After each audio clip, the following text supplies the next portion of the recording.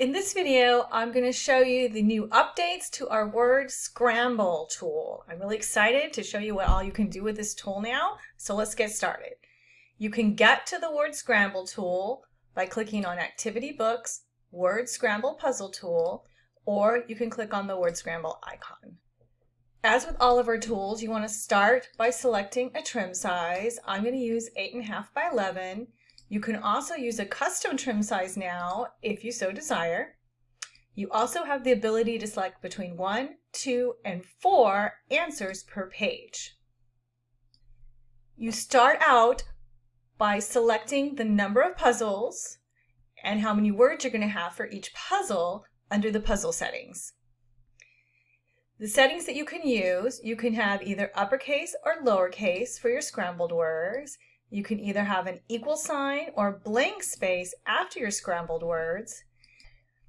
If you're using phrases instead of just words, you can choose between adding a space between the words so that each word in the phrase gets scrambled, or having no space between the words, in which case all of the letters in the phrase get scrambled.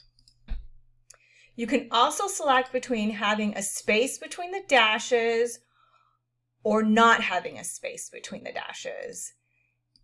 And for your blank spaces, you can either have dashes, underlines, or just leave it blank.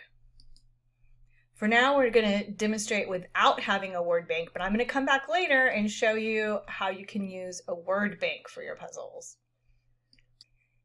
You have the option of having title number, which will take whatever title you put here. It'll have that same title for every puzzle sequentially numbered. So in this instance, it would be Word Scramble 1, Word Scramble 2, Word Scramble 3, etc.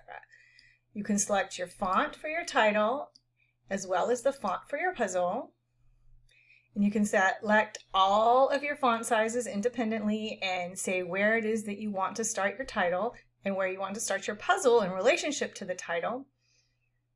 You can also set the font size for your scrambled words on the puzzle pages and on the answer pages, as well as the font size for the dashes. So in order to do a puzzle, you have to input words. So let's go show you how to get a word list using ChatGPT. So let's say I want to do 4 different word searches using colors. So I can ask ChatGPT to give me a list containing 40 colors. Here's the prompt I'm using. Give me a list of 40 different colors. Place each color on a separate line. Do not number the list. So now I can cut and paste this list into my word search puzzle tool. So let's go back to the tool. Now I'm going to place these words here. Let's go back at the puzzle settings.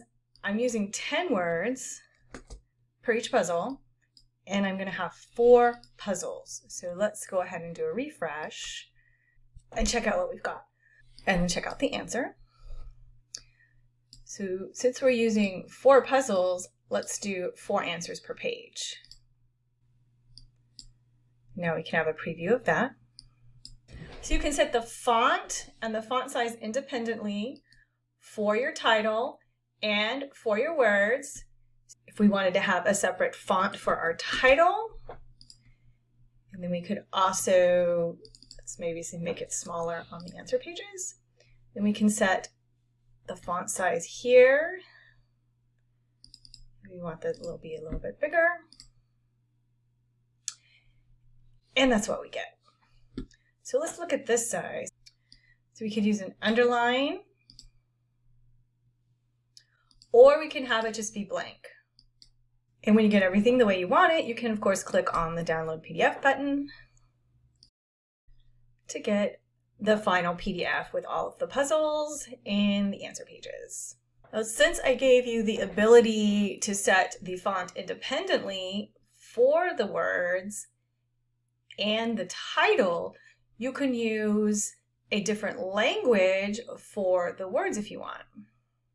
So for example, I have a list of 12 words in Greek. I'll put them here. We're just going to do one puzzle this time. Then we have to set our font to one that can print Greek letters. Now, let's say you're a teacher trying to teach people the Greek language, and you wanted to give them a list of words in English for these scrambled words. So the way to do that is go to Puzzle Settings, click on Include Word Bank, and then you can add the words you want to have show up underneath into this box. So now you have a word bank down here. This is super useful for people creating workbooks to help people learn a different language. This also could be useful for word scrambles for children. And you can also set the font and the font size for your title for your word bank and the words in your word bank independently. You can also change the text here to anything you want. So we could have it say hints, for example. And then if you wanted to have lines here, you replace blank with underline. Now you have lines. Now let's take a look at what all of these settings do under Puzzle Settings. Select Case for Scrambled Words. That should be pretty self-explanatory. This is uppercase. This is lowercase. Equal sign or blank space. Right now there's an equal sign. Or we can have a blank space. I like it with equal sign, so I'm going to put it back. This is for phrases. So let's go get some phrases so I can show you what the for words and scrambled phrases do. So now I have a list of colors, and some of them are 2 words, like burnt orange and sky blue. So the setting right now is no space between the words. So when I do refresh on that, like this one is burnt orange, and there's no spaces there. So if we say add space between words, now we have the burnt being a scramble and orange being a scramble. No space between the words and add space between the dashes. It's going to look like this, and then you'll see that you have an extra space here that indicates that there's going to be 2 different words. So it depends on how you want to do your puzzles. The harder you want to make them, the easier you want to make them. So this would be the easiest, where you have add space between the words on this side. So if there's 2 words, it's going to split it up and scramble each word. And add space between the dashes on this side, where if it's 2 words, you're going to see a little space between, indicating that it's 2 words. It's a little bit more difficult when you don't add the space here. Now you have this one is all 1 word here, but if you look over here, you know you need to have 2 words. And if you say no space between the dashes, then it's really hard because you don't know that it's 2 words.